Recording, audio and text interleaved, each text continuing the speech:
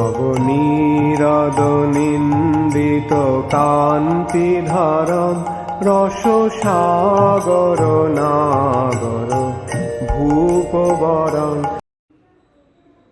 हरे कृष्णा। हम लोग स्कंद 3 अध्याय 22 का से आज श्लोक संख्या 10 से हम लोग स्टार्ट करेंगे।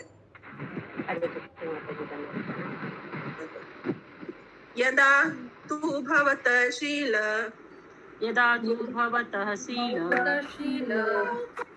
श्रुतरूपवयो गुणान् अश्रुणो नारदादेशा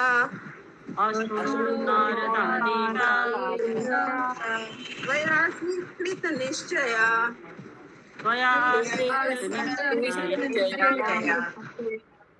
नंदिनी माता जी पढ़िए।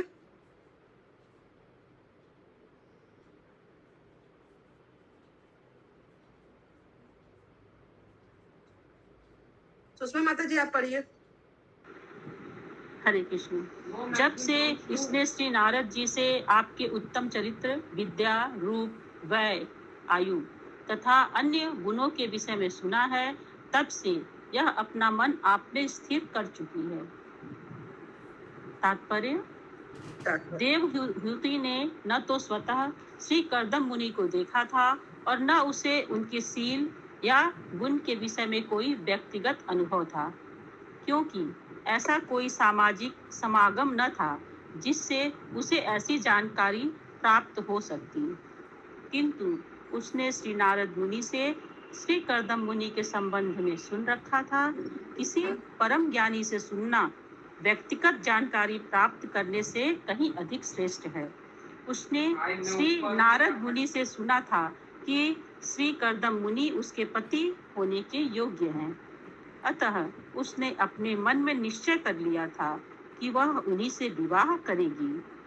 उसने अपने पिता से अपना मंतव्य प्रकट किया, जिन्होंने उसे लाकर यहाँ उपस्थित किया। हरे कृष्ण। तो यहाँ कर्दम मुनि बोल रहे हैं, अरे स्वयंभू मुनि कर्दम मुनि से बोल रहे हैं कि नारद मुनि से सुने थी वो उनकी पुत्री और उनको इसलिए वो लाके सौंप रहे हैं। ठीक है, किसी का कोई क्वेश्चन है इसमें? श्लोक संख्या 11। तत्प्रतीक्ष द्विजाकेमां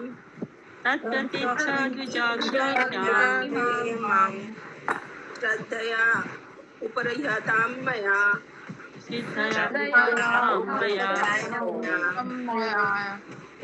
सर्वात्मना अनुरूपां ते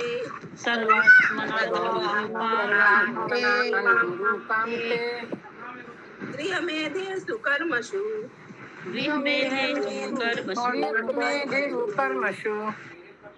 अनुवाद: अतः हे ब्राह्मण श्रेष्ठ, आप इसे स्वीकार करें, क्योंकि अतः हे ब्राह्मण श्रेष्ठ, आप इसे स्वीकार करें, क्योंकि मैं इसे श्रद्धा पूर्वक अर्पित कर रहा हूँ और यह सभी प्रकार से आपकी पत्नी होने और आपके गृहस्थी के कार्यों को चलाने में सर्वथा योग्य है। तात्पर्य पढ़िए। तात्पर्य: ग्रह मेधेषु कर्मसु शब्दों का अर्थ है गृहस्थो उचित कार्यों में। यहाँ एक है ये वर्ड श्लोक में आया, देखिए, गृह मेधुष कर्मसु, उसी का यहाँ पे अर्थ बता रहे हैं। यहाँ एक अन्य शब्द भी प्रयुक्त हुआ है, सर्वात्म अनुरूपाम, सर्वात्मना अनुरूपाम। इसका सारांश यह है कि पत्नी को आयु, चरित्र तथा गुणों में न केवल पति के समान होना चाहिए, बल्कि उसे गृहस्थी के कार्यों में भी सहायक होना चाहिए। मनुष्य का गृहस्थ्योचित कार्य इंद्रिय तृप्ति करना नहीं, वरन पत्नी और संतानों के साथ रहते हुए आध्यात्मिक जीवन में उन्नति करना है। जो ऐसा नहीं करता वह गृहस्थ नहीं, वरन गृहमेधी है। संस्कृत साहित्य में 2 शब्द मिलते हैं, एक है गृहस्थ और दूसरा गृहमेधी। गृहस्थ एक आश्रम भी है, किंतु यदि कोई गृहस्थ होकर केवल इंद्रियों की तुष्टि करता है तो वह गृहमेधी है। गृहमेधी के लिए पत्नी को स्वीकार करने का अर्थ इंद्रियों की तुष्टि करना है, किंतु गृहस्थ के लिए योग्य पत्नी आध्यात्मिक कार्यों में उन्नति हेतु सब प्रकार से सहायक के रूप में होती है। पत्नी का कर्तव्य है कि वह गृहस्थी के सभी कार्यों को संभाले, न कि पति से स्पर्धा करे। पत्नी सहायता करने के निमित्त होती है, किंतु वह अपने पति की तब तक सहायता नहीं कर सकती जब तक वह आयु, शील तथा गुण में उसके समान न हो। हरे कृष्ण। हरे कृष्णा। तो यहाँ पे 2 वर्ड दिया हुआ, गृहस्थ तथा गृहमेधी। तो गृहमेधी का मीन्स हुआ कि जो अपनी इंद्रियों को तुष्ट करता है, और गृहस्थ का है जो भगवान को सेंटर में रखकर आध्यात्मिक कार्यों की उन्नति के लिए काम करता है। खुशबू माता जी बोलिए। हाँ, हरे कृष्णा माता जी। उसमें लिखा है ना कि स्त्री को सामान्य आयु, मतलब समान आयु होना चाहिए, मतलब सेम एज। तो जैसा कि हम लोग पहले सुने हैं कि पति, मतलब जो हस्बैंड होता है उससे मतलब बड़ा होना चाहिए, 4-5 साल 6 साल, कुछ भी ऐसा। तो इसमें तो पति के समान समान आयु होता है, आयु, समान चरित्र आयु तथा ना। गुणों में न केवल पति के समान होना चाहिए पति, किंतु गृहस्थी के कार्यों में सहायक होना चाहिए। तो आयु जो समान लिखा है मतलब सेम एज। हाँ, हो सकता है सेम एज, छोटा बड़ा, मतलब समान ही होना चाहिए। थोड़ा थोड़ा से छोटा होना चाहिए, ज्यादा छोटा नहीं होना चाहिए, ज्यादा बड़ा नहीं होना चाहिए। बोलिए माता जी। हरे कृष्ण। संगनी श्यामा प्रिया माता जी। हाँ प्रभु, लेकिन ना प्रभु एक बार बोले थे कि पति को हाँ, 10 साल प्रभु एक बार बोले थे ऐसे कि मतलब वैवाहिक हाँ। स्त्री हर प्रभु समय जी आ- छोटी रहना चाहिए हरे ताकि कृष्णा प्रभु जी, दंडवत प्रणाम। प्रभु ही बोले थे पति को 10 साल बड़ा होना हरे कृष्ण प्रभु जी, दंडवत प्रणाम। कहाँ है हम लोग माता जी? प्रभु जी 11 नंबर का श्लोका हो गया, अनुवाद तात्पर्य भी हो गया। यहाँ पे एक वर्ड आया है कि इसका सर्वात मना रूपाम। इसका सारांश यह है कि कहाँ पत्नी कहाँ को है? एक आयु। सेकंड, कहाँ आया?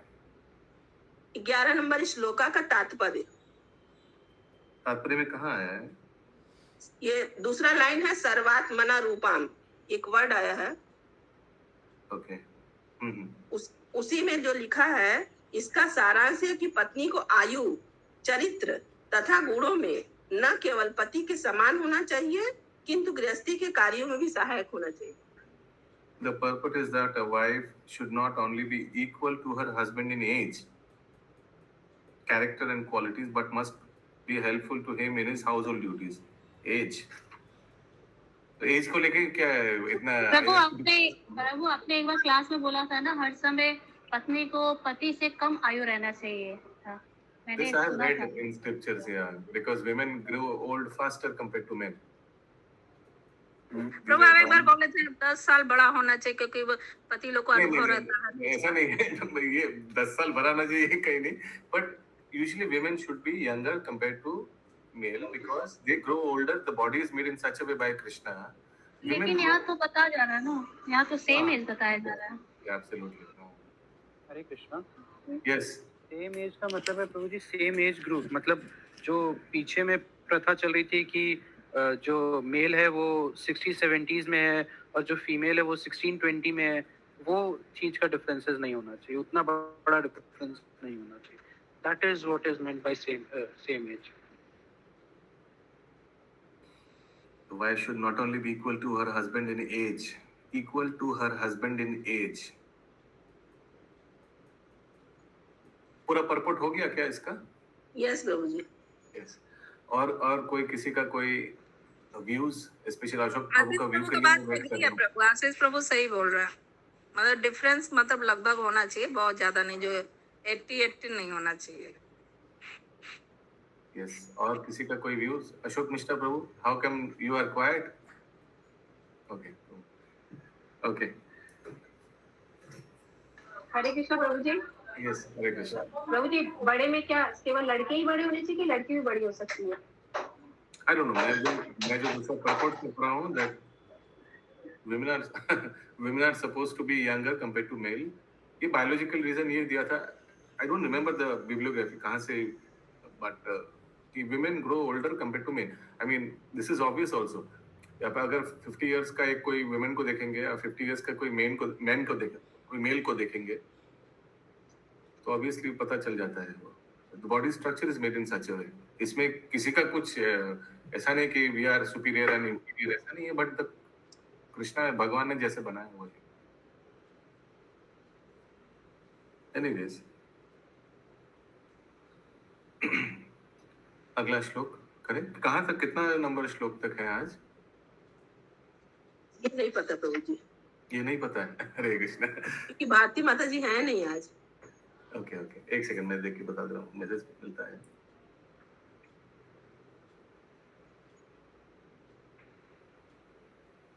ओके, सो आज 10 से 16 तक है। 12 नंबर श्लोक।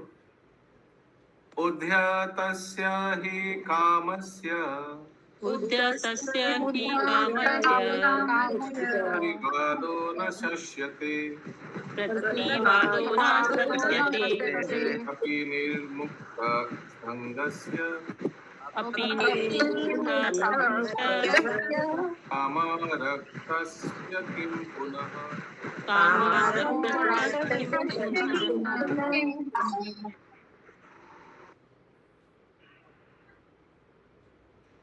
पढ़े। हरे कृष्ण। Yes yes. हाँ, पढ़िए। अनुवाद।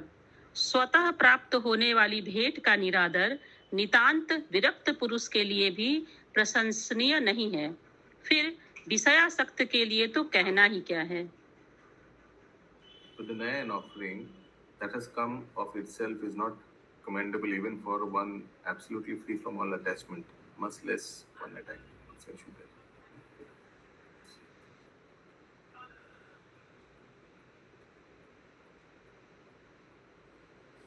To deny an offering that has come of itself is not commendable. माने कर्दम मुनि को आगे से बता दे रहा है कि रिफ्यूज मत करिएगा। नहीं प्रभु जी, इसके पहले वाले में लिखे है ना, ये ब्राह्मण सेठ आप इसे स्वीकार करें क्योंकि मैं इसे श्रद्धा पूर्वक अर्पित कर रहा हूँ। हाँ, तो इसमें तो क्या लिख रहा है? इसमें लिख रहा है टू डिनाई एन ऑफरिंग, हाँ, यानी कुछ अगर कोई ऑफर कर रहा है कुछ चीज, उसको Yes. मना करना। To deny an offering that has come of itself, अपने आप अगर कोई आकर आपका कुछ देना चाह रहा है और आप उनको मना कर दे, इज नॉट कमेंडेबल, ये अच्छा नहीं है। Even for one absolutely free from all attachment. हालांकि कोई अगर व्यक्ति जैसे कर्दम मुनि पूरा एकदम संसार से विरक्त है, much less one addicted to sensual pleasure. Yes Pankaj Prabhu. तो मतलब बिना मांगे जो भी मिल गया उसको एक्सेप्ट करना चाहिए क्या? That is come of itself. Yes, तात्पर्य और क्लियर करेगा लग रहा है। Let's see. हरे कृष्ण। तात्पर्य। भौतिक जीवन में प्रत्येक व्यक्ति इंद्रियों की तृप्ति चाहता है, अतः यदि किसी को बिना प्रयास के ही इंद्रिय तृप्ति प्राप्त हो रही है तो उसे अस्वीकार नहीं करना चाहिए। श्री कर्दम मुनि इंद्रिय तृप्ति हेतु नहीं बने थे, तो भी वे विवाह करना चाहते थे और उन्होंने उपयुक्त पत्नी के लिए श्री भगवान से प्रार्थना की थी। यह स्वयंभू मनु को ज्ञात था, अतः उन्होंने श्री कर्दम मुनि को परोक्ष रूप में यह आश्वस्त किया, आपको मेरी पुत्री जैसी सुयोग्य पत्नी चाहिए और वह अभी आपके समक्ष उपस्थित है। आपको अपनी प्रार्थना की पूर्ति को अस्वीकार नहीं करना चाहिए, अपितु मेरी पुत्री को स्वीकार करना चाहिए। हरे कृष्ण। एकदम क्लियर है। किसी का कोई प्रश्न है? 13 नंबर श्लोक। य उद्यतम अनादृत्य यद्यहम् अनादित्य अभियाचते किन्नाहम् अभियाचते शीयते तद्यशाश्रीतं हीयते तद्यस्तीदम् मानसावज्ञया हतः। मानवज्ञया हतः। अनुवाद। जो स्वतः प्राप्त भेंट का पहले अनादर करता है और आगे चलकर कंजूस से वर मांगता है, वह अपने विस्तीर्ण यश को खो देता है और अन्य व्यक्तियों द्वारा अवमानना से उसका मान भंग होता है। One who rejects an offering that has come of its own accord, but later begs a boon from a miser, thus loses his widespread reputation and his pride is humbled by the neglectful behavior of others. सबको समझ में आ रहा है ना अनुवाद? कोई अगर पहले ठुकरा दिया फिर बाद में भी बोला नहीं नहीं प्लीज दे दीजिए, तो इससे उनका कंजूस क्यों मांगने को बुला तुमसे? बोला है कोई देना नहीं चाह रहा है उनसे जाकर नहीं प्लीज दे दीजिए। एक सिचुएशन बताया है, क्यों बोला है मत बोलिए क्यों बोला है, ये एक सिचुएशन दिया है, एक ये एनालॉजी समझते हैं आप?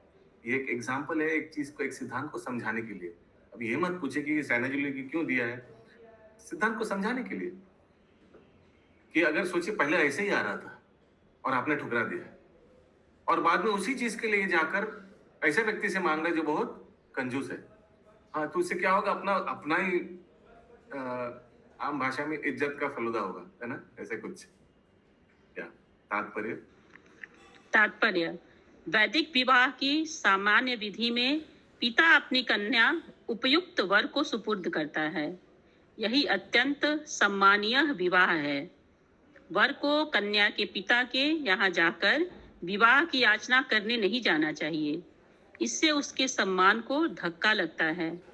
मुनि उपयुक्त कन्या से विवाह करना चाहते थे और स्वयंभू मनु श्री कर्दम मुनि को आश्वस्त कर देना चाहते थे, मैं आपको ऐसी ही पत्नी दे रहा हूँ, उसे अस्वीकार न करे, अन्यथा आपको किसी अन्य से याचना करनी पड़ेगी, क्योंकि आपको उसकी आवश्यकता है और हो सकता है कि वह आपके साथ भद्र व्यवहार न भी करे, तब आपका मान भंग हो सकता है।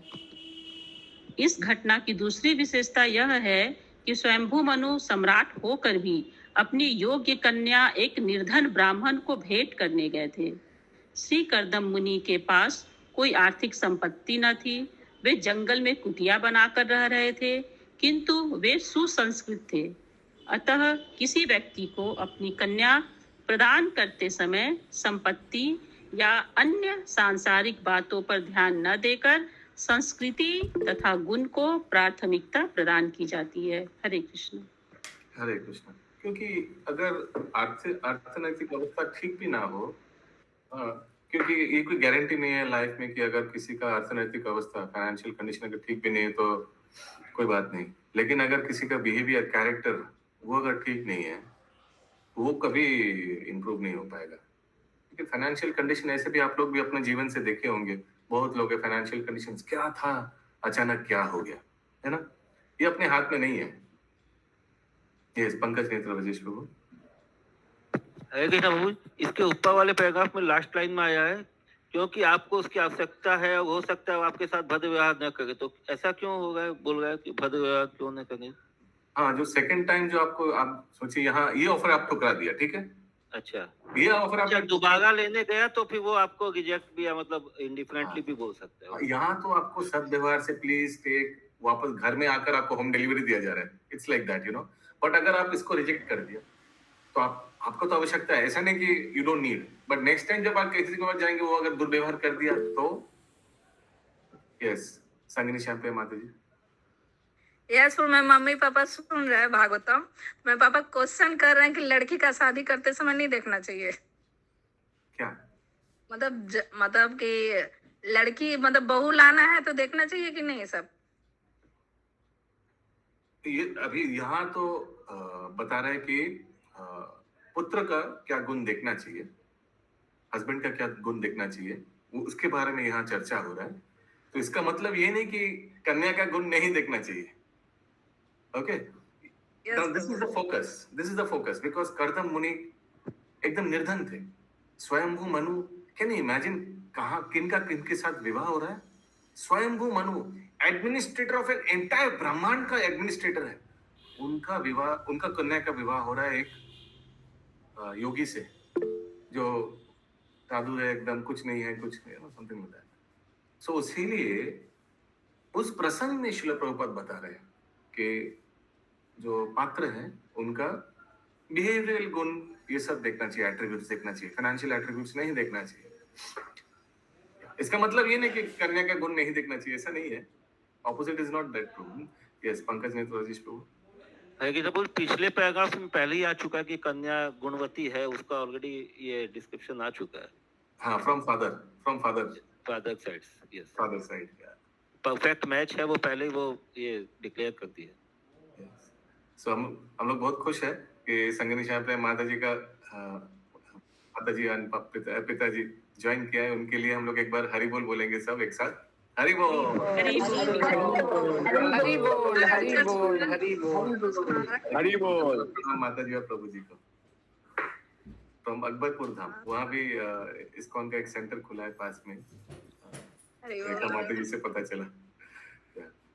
अदिति माता जी के नजदीक ही है तो। ओके, और कोई प्रश्न है तो हम लोग अगला श्लोक में जाते हैं, 14 नंबर श्लोक। अहम त्वा श्रीनवं विद्वान् विवाहार्थं समुद्यतम् अतस्त्वम् उपकुर्वाण तथा प्रतिग्रहाण मे।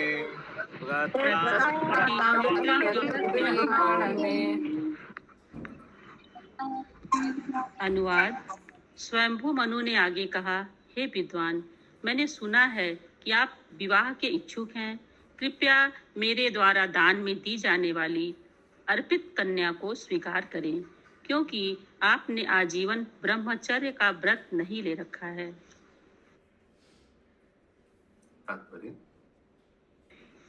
तात्पर्य, कुंवारा रहना ब्रह्मचर्य का सिद्धांत है। ब्रह्मचारी दो प्रकार के होते हैं। एक नैष्ठिक ब्रह्मचारी कहलाता है, जो आजीवन ब्रह्मचर्य व्रत धारण किए रहता है, और दूसरा उपकुर्वान ब्रह्मचारी कहलाता है, जो एक निश्चित आयु तक ब्रह्मचारी रहता है। उदाहरणार्थ, कोई 25 वर्ष तक ब्रह्मचारी रहकर अपने गुरु की आज्ञा से विवाहित जीवन में प्रवेश कर सकता है। ब्रह्मचर्य विद्यार्थी का जीवन है और आध्यात्मिक आश्रम में प्रवेश का शुभारंभ है। केवल गृहस्थ ही इंद्रिय तुष्टि या विषय भोग में लिप्त रह सकता है, ब्रह्मचारी नहीं। स्वयंभू मनु ने श्री कर्दम मुनि से अपनी कन्या को स्वीकार करते हुए इसीलिए प्रार्थना की, क्योंकि उन्होंने नैष्ठिक ब्रह्मचर्य का व्रत नहीं ले रखा था। वे विवाह करने के इच्छुक थे और इस हेतु उन्होंने राज परिवार की योग्य कन्या मिल रही थी। हरे कृष्ण।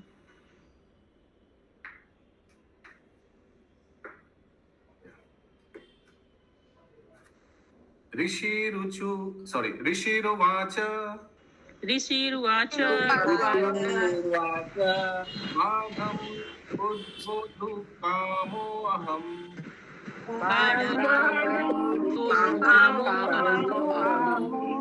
अप्रत्ता च तवात्मजा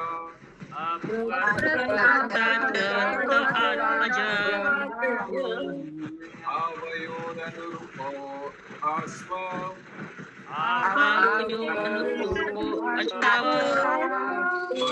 वैवाहिको विधि।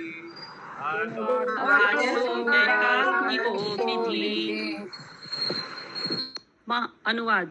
महामुनि ने उत्तर दिया, निसंदेह मैं विवाह का इच्छुक हूँ और आपकी कन्या ने न किसी से विवाह किया है और न ही किसी दूसरे को वचन दिया है। अतः वैदिक पद्धति के अनुसार हम दोनों का विवाह हो सकता है। तात्पर्य, स्वयंभू मनु की कन्या को स्वीकार करने के पूर्व श्री कर्दम मुनि के समक्ष विचारणीय बातें अनेक थी। प्रथम तो यह कि देवहूति ने उन्हीं के साथ विवाह करने का निश्चय कर रखा था। वह अन्य किसी को अपना पति बनाना नहीं चाह रही थी। यह सबसे बड़ी विचारणीय बात थी, क्योंकि जब कोई स्त्री प्रथम दर्शन पर ही किसी पुरुष को अपना मन अर्पित कर देती है, तो उसे वापस लेना उसके लिए अत्यंत कठिन होता है। यही स्त्रियों का मनोविज्ञान है। साथ ही इसके पूर्व उसका विवाह भी नहीं हुआ था, वह कुंवारी कन्या थी। इन सभी बातों से प्रभावित होकर श्री कर्दम मुनि ने उसे स्वीकार कर लिया। अतः उन्होंने कहा, हाँ, विवाह के धार्मिक नियमों के अनुसार मुझे आपकी कन्या स्वीकार है। विवाह के भी कई प्रकार हैं। उत्तम विवाह वह है जिसमें उपयुक्त वर को बुलाकर कन्या को वस्त्रों तथा आभूषणों से सुसज्जित करके तथा पिता की सामर्थ्य के अनुसार दहेज देकर कन्यादान में दी जाती है। विवाह के अन्य प्रकार भी हैं, यथा गंधर्व विवाह तथा प्रेम विवाह।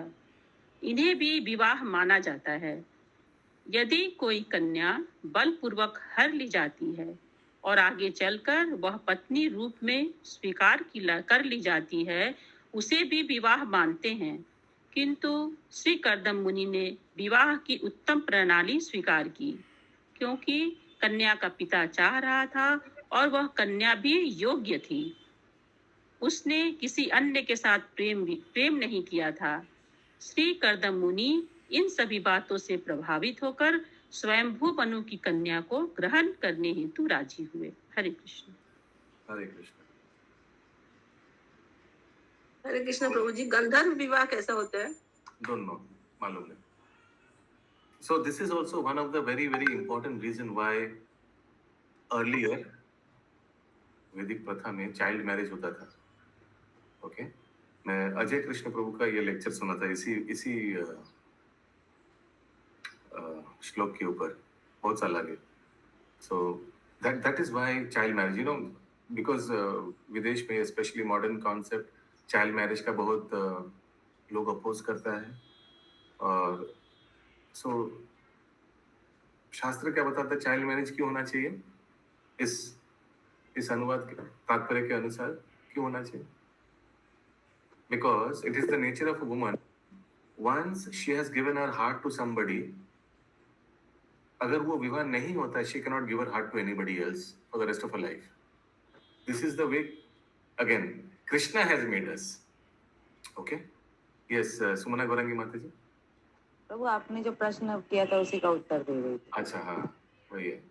So देखिए, so important to read the purports of Srila Prabhupada. Just अगर कोई भागवतम पढ़ रहा है लेकिन श्रील प्रभुपाद का purports तात्पर्य नहीं पढ़ा, तो जीवन का कितना important एस्पेक्ट्स मिस आउट हो जाएगा। प्रभु, अभी तो लेट विवाह होते हैं, तो ये सब मिस्टेक है। दिस इज वो पढ़ाने का चक्कर में बड़ा चीज खो दे रहा है। बिकॉज आई मीन ये जो ऐसे भगवान ने बनाया है, विमेन को, मेल को, फीमेल को ऐसे बनाया है, बट वो आत्मनिर्भर बनाने का वो सब सपना देखकर वो उस चक्कर में मेन चीज मिस हो जाएगा। प्रभु, आज राधे श्याम प्रभु का क्लास था अभी महाराज की क्लास में, बहुत वंडरफुल क्लास प्रभु, बता नहीं सकती। राधे श्याम प्रभु का? हाँ, यस प्रभु।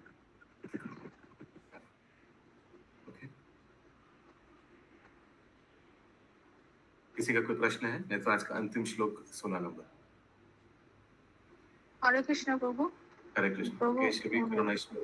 यस। बार-बार अपना नामটা বলি কারণ কি নামটা তাহলে মাথায় স্মরণ হয়ে যাবে। কেশবী কरुणाईश्वरी মাতাজি। यस, বলুন। কিন্তু কর্দম মুনি যেভাবে বিবাহ করেছিলেন তা হচ্ছে সর্বোত্তম, কেননা তাতে পিতার সম্মতি ছিল ও কন্যা উপযুক্ত ছিলেন। তাতে পিতার সম্মতি ছিল মানে কোন পিতার কথা বলা হচ্ছে?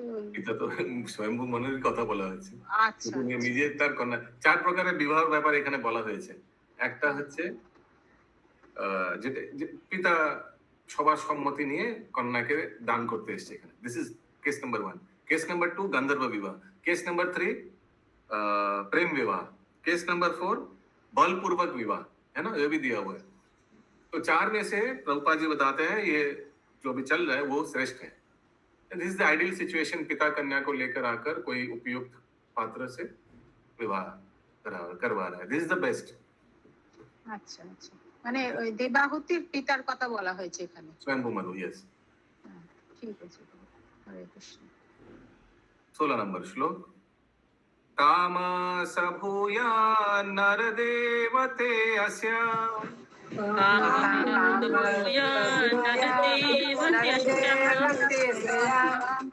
पुत्राय समान कया वेदौ प्रकृता पुत्रागमनाय विधौ सहिह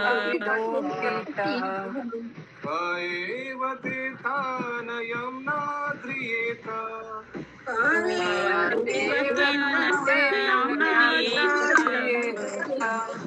स्वयेव कान्त्या श्रीपतिम् इव श्रियम्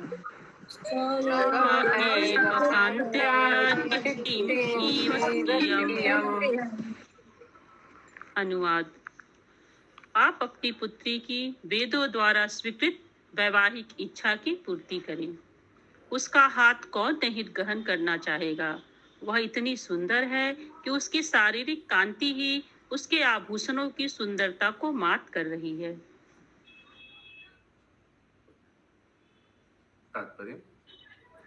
तात्पर्य। श्री कर्दम मुनि देवहूति के साथ शास्त्रोक्त विधि से विवाह करना चाहते थे।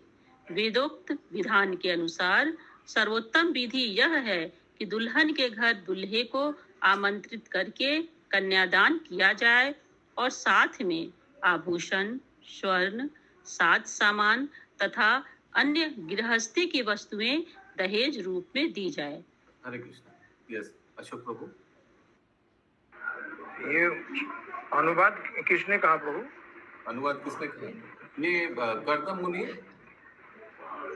बोल रहे हैं। स्वयंभू मनु को बोल रहे हैं? यस। ओके। तो यहाँ और एक वेरी इंपॉर्टेंट चीज जो डिस्कस करना चाहिए वो है रिगार्डिंग डाउरी। तो ये दहेज वर्ड सुनने से एक नेगेटिव आ जाता है ना। दहेज वर्ड सुनने से एक नेगेटिव कनोटेशन आ जाता है, लेकिन देखिए शास्त्र में दहेज के बारे में बोला गया है। दहेज देना चाहिए, अपने कन्या के विवाह के समय दहेज देना चाहिए, प्रेम से देना चाहिए, स्वेच्छा से देना चाहिए। लेकिन इसका विकृत रूप अभी जड़ जगत में फैल गया है। आजकल डिमांड होने लगा है। हाँ, डिमांड होने लगा है। फिर वो नेगोशिएशन, वो सब, दैट इज विकृत रूप। नेगोशिएशन का सवाल ही नहीं उठता है। जो कन्या के पिता प्रेम से देना चाहते हैं वो उनका इच्छा से, दैट्स इट। वैसे होना चाहिए। शादी का प्रस्ताव जाते ही सबसे पहले यही क्वेश्चन रहेगा, आप लगाएंगे कितना? उसके बाद में आगे कोई कहानी बढ़ेगा। तो फिर ये चीज का विकृत रूप ऐसे कलयुग में हो गया। तात्पर्य। आज भी उच्च वर्ग के हिंदुओं में विवाह का यही रूप प्रचलित है और शास्त्रों में इसे कन्या के पिता के लिए अत्यंत धार्मिक कृत्य कहा गया है। उपयुक्त दामाद को अपनी पुत्री को दान करना, कन्यादान, गृहस्थ के लिए पुण्य कर्मों में से एक माना जाता है। मनुस्मृति में यद्यपि 8 प्रकार के विवाहों का उल्लेख है, किंतु इनमें से अब केवल एक ही वैवाहिक विधि, ब्रह्म या राजसिक विवाह प्रचलित है। इस कलयुग में अन्य प्रकार के विवाह जैसे यथा प्रेम द्वारा, जयमाला द्वारा, अपहरण द्वारा विवाह वर्जित है। पहले क्षत्रिय अपनी इच्छा अनुसार दूसरे राज परिवार की राजकुमारी का अपहरण करते थे। फिर उस क्षत्रिय तथा कन्या के परिवार वालों के बीच युद्ध होता था और यदि अपहरणकर्ता विजयी होता था तो उसे कन्या दे दी जाती थी। यहाँ तक कि भगवान श्री कृष्ण ने भी इसी विधि से रुक्मिणी से विवाह किया था और उनके कुछ पुत्रों तथा पौत्रों ने भी ऐसा ही किया था। हरे कृष्ण। हालांकि रुक्मिणी देवी का इच्छा भी था अपहरण होने का, किडनैप होने का इच्छा था। ये कुछ लाइक अपना किडनैप के लिए लेटर भेजा किसी का, प्लीज सबको किडनैप कर लीजिए। तो वो इस विवाह को राक्षसी विवाह बोलते हैं। अच्छा, ये थोड़ा सिचुएशन के अनुसार हो ही जाता है, सोच भी हो जाती है। हाँ, ये थोड़ा स्पेशल एक्सक्लूसिव केस था। प्लीज मुझे किडनैप मी प्लीज। यस, आगे। इसी विधि से रुक्मिणी से विवाह किया था और उनके कुछ पुत्रों तथा पौत्रों ने भी ऐसा ही किया था। श्री कृष्ण के पौत्र ने दुर्योधन की कन्या का हरण किया, जिससे कौरवों तथा यादवों में युद्ध हुआ। ये लक्ष्मणा? हाँ, लक्ष्मणा का ही। हाँ, ओके, आगे। कुछ समय पश्चात कौरव वंश के उनको एक इनका अनिरुद्ध हुआ था या प्रद्युम्न का, किसी का हुआ था लग- सांब ने सांबा दिया था। सांबा सांबा फिर उनको बंदी बना कर रखा था ना कुछ हाँ ऐसा। हाँ हाँ। तो फिर भगवान वो जाकर युद्ध करके बलराम छुड़वा जी लाए। गए थे, बलराम जी गए थे। ये क्षत्रिय लोग का शादी पीसफुली नहीं हो पाएगा ना, कुछ ड्रामा नहीं होने से, कुछ मारपीट ये सब नहीं होने से फिर वो शादी नहीं होगा। इट्स लाइक या आगे कुछ समय पश्चात कौरव वंश के गुरुजनों ने समझौता करा दिया। प्राचीन काल में ऐसे विवाह प्रचलित थे, किंतु आज के समय में क्षत्रिय जीवन के कठोर नियमों में विघटन हो जाने से ऐसा होना दुष्कर है। चूंकि भारत विदेशों पर आश्रित रहने लगा, फलतः उसकी सामाजिक व्यवस्था छिन्न भिन्न हो गई और शास्त्रों के अनुसार अब सभी लोग शूद्र हैं। तथाकथित ब्राह्मणों, क्षत्रियों तथा वैष्णवों ने अपने पारिवारिक वैष्णवों ने क्षत्रियों तो वैश्यों तो लिखा है, हाँ, वैश्यों ने अपने पारंपरिक कृत्यों का परित्याग कर दिया है, फलतः वे शूद्र बन चुके हैं। शास्त्रों का कथन है, कलौ शूद्र संभवः। इस कली काल में सभी शूद्र के समान हैं। इस युग में उन सनातन सामाजिक रीति रिवाजों का पालन नहीं किया जा रहा है जिनका पिछले समय में कड़ाई से पालन होता था। हरे कृष्ण। हरे कृष्ण। ग्रंथराज श्रीमद् भागवतम की जय।